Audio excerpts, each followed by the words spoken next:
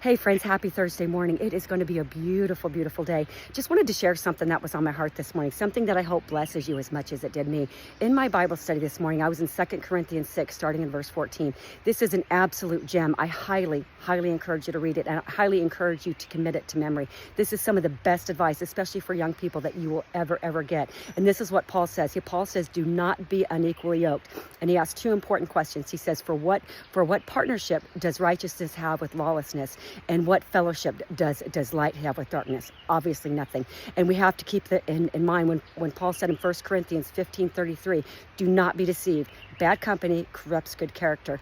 And he said, do not be fooled, do not be misled, depending on the translation. But he was very, very clear that we must be very, very, very careful to choose our spouses wisely, to choose our friends wisely, and to choose very wisely who we fellowship with. You know, he didn't have social media at that time, of course, and he didn't have the music that we have that just plays anywhere we go to. But we fellowship with the people that create these things by what we put in our ear gates and our eye gates. Now, why this is so important that we stay fellowshipping with those who are walking with Christ. Now, that doesn't mean that we don't go out into the world and we don't share the gospel, because the Bible is very, very clear that we have to be in the world, but we are not of the world. We are constantly transformed by the renewing of our minds, constantly focusing on Christ. We witness and we're very careful of who we put into our inner circle.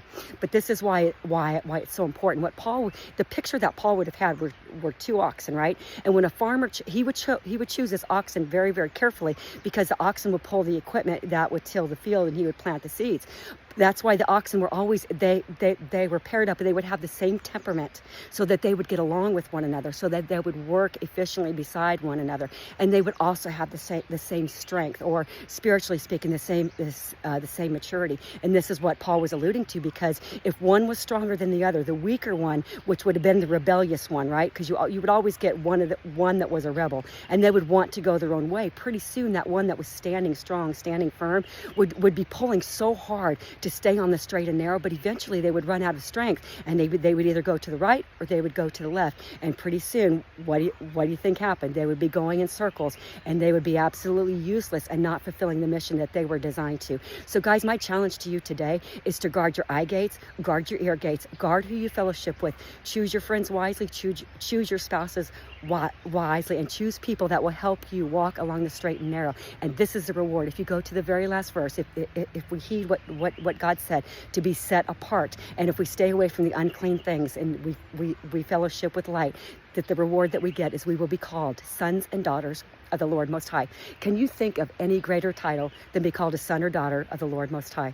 I certainly can't. That's why we have to be intentional to stay on the straight and narrow and make sure that we're equally yoked. Guys, I really, really hope that blesses you. I'm going to finish up my run and get off to the best job ever. It's going to be a great day.